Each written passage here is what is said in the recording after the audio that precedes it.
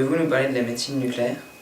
Médecine nucléaire, c'est on injecte un produit radioactif où il y a quelque chose qui est un traceur et on essaye de le repérer. Et pour ça, il existe deux appareillages, ce que vous appelez la TEP, la tomographie par émission de positons, et les gamma caméras. Et avant de venir dans votre service, les patients, ils passent par d'autres services ou ils viennent directement? Non, pour certaines indications, oui, pas pour d'autres. Ils passent surtout voir un médecin spécialiste ou généraliste dans le domaine qui va indiquer ou pas la nécessité de réaliser tel ou tel examen. Au même titre que vous allez vous casser le poignet, vous allez voir votre médecin avant de faire la radio, quoi. Est-ce que vous pouvez nous expliquer comment se déroule l'acquisition lors d'une TEP?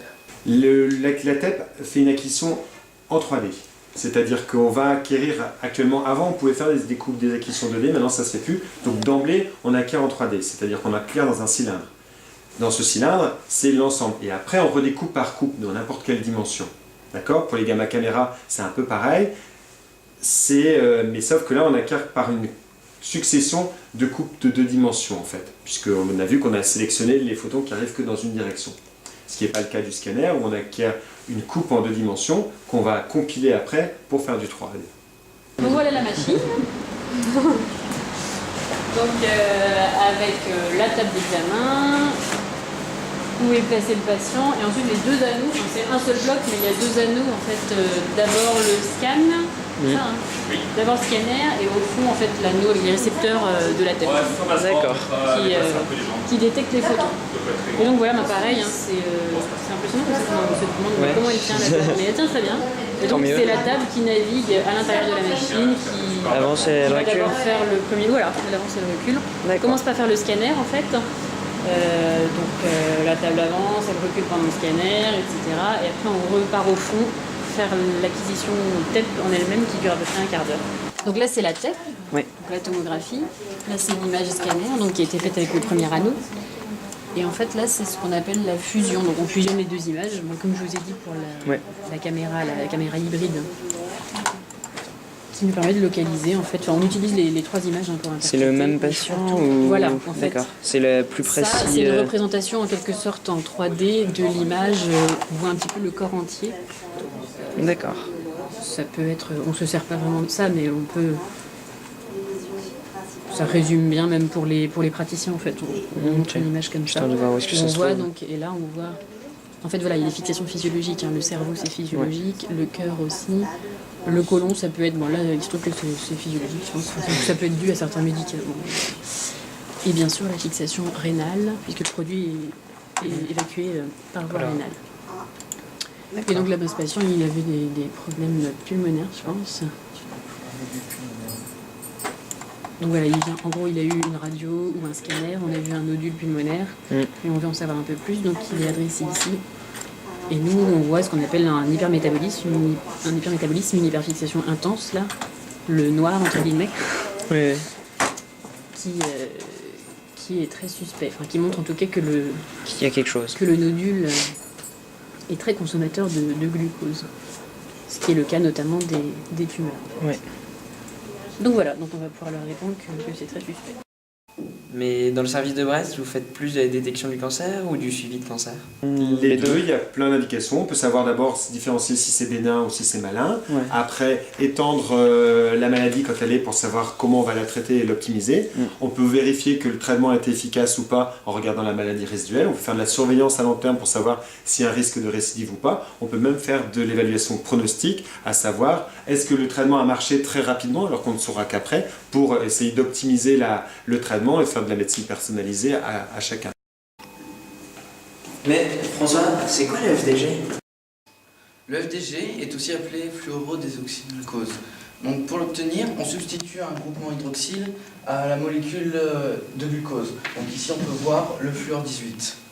Ce traceur est beaucoup utilisé dans la tomographie par émission de positons, surtout pour la détection du cancer. Mais du coup Camille, comment est-ce qu'avec le FDG on repère une tumeur cancéreuse? Donc le FDG, il ira se fixer partout dans le corps où il y aura besoin de glucose. Donc chez une personne normale, il ira se fixer dans le cerveau. Il ira aussi à l'endroit du cœur et du foie. Et chez une personne qui aura un cancer, sachant que la cellule cancéreuse consomme en moyenne 1000 fois plus de glucose qu'une cellule normale, le FDG ira directement dans cette cellule et provoquera la réaction d'annihilation. Il vous achemine comment le fluordi? Voiture. Normalement.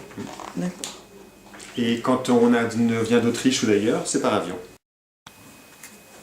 Mais Camille, quel autre élément va te marquer avec le fluor 18? Le fluor 18 peut marquer toutes sortes d'éléments. On peut marquer des protéines, puisqu'une cellule aura forcément besoin de protéines. Il y aura de toute manière tout le temps un couple émetteur-traceur. Le fluor est l'un des émetteurs les plus faciles à utiliser à l'heure actuelle. Donc c'est pour cela que c'est celui qu'on utilise le plus dans la molécule de glucose. Mais du coup, Camille, est-ce qu'il y a des facteurs qui peuvent fausser une TAP?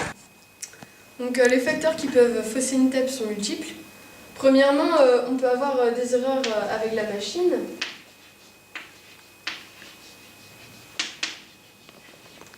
Donc c'est avec l'acquisition, il peut y avoir des erreurs avec la machine, tout simplement. On a aussi le patient et le produit. Donc par exemple, le patient peut avoir des douleurs, il peut être stressé. S'il a mangé le fluorodésoxyglucose pourra aller dans le foie et dans les muscles se fixer.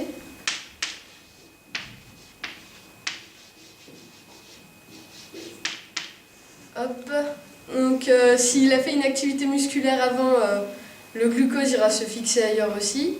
S'il est diabétique, il y aura une compétition entre le FDG et le glucose qui est déjà présent naturellement dans le sang. Et on peut aussi avoir des problèmes quant au temps de l'injection par rapport à celui où on va faire l'image après. On n'aura peut-être plus assez de radioactivité pour avoir une image correcte. Alors, en faisant nos recherches, on a remarqué que les radiopharmaceutiques prenaient du temps avant d'être commercialisés. Est-ce que vous savez pourquoi? La pharmaceutique, c'est un médicament. Un médicament, ça a besoin, pour pouvoir être validé, qu'on montre que ça marche et qu'on montre que ce ne soit pas grave. Au même titre que pour un médicament qu'on va vous donner, il faut des années à avoir ce qu'on appelle une autorisation de mise sur le marché, c'est-à-dire avoir validé qu'il n'est pas nocif pour le corps humain et qu'en plus, il apporte des éléments complémentaires. Mais Camille, c'est quoi le principe d'un cyclotron?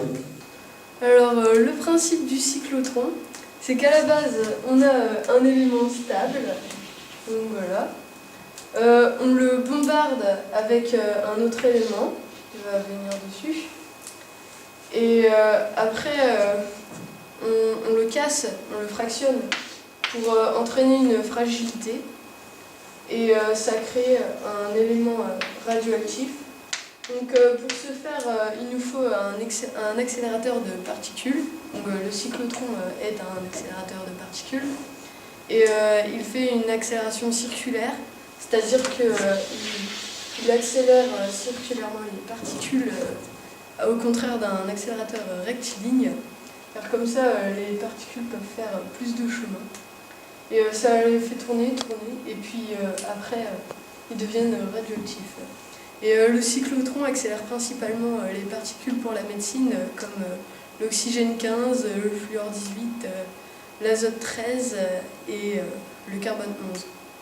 Quand est-ce que c'est la dernière fois que vous avez changé votre appareil de TAP et pour quelle raison vous l'avez changé?